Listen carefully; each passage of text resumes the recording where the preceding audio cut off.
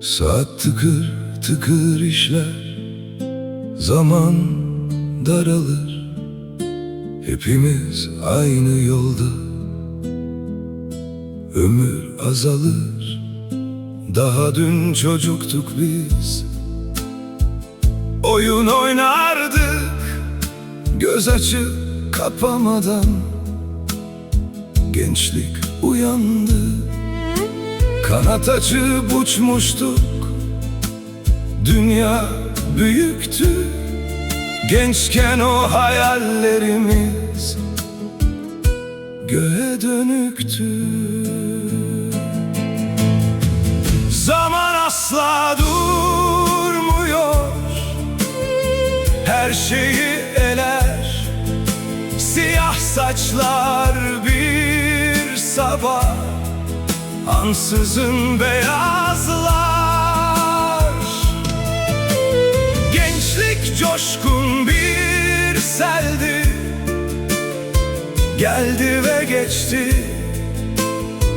Yaşlılık bir bilgelik, yeni yol seçti.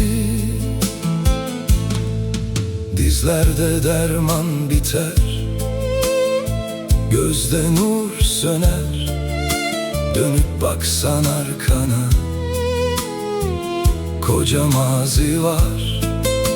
Neler hayal etmiştik, hangisi kaldı? Zaman kendi mührünü herkese bastı. Baharın sonu kıştır, hayat kanunu. Sönen bir ateş gibi bulur sonunu. Alındaki çizgiler yılların izi, artık her kelimemiz hayatın sözü. Geçti gitti o günler, üzülme sakın. Yaşlılık olgunluktur, saygıyla bakın. Zaman asla durmuyor, her şeyi eler.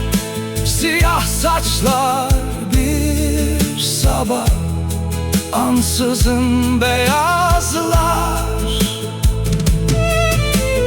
Gençlik coşkun bir seldi, geldi ve geçti.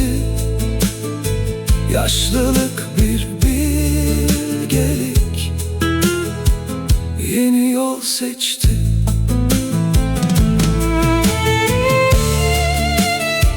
Geçti ve gitti, yeni yol seçti.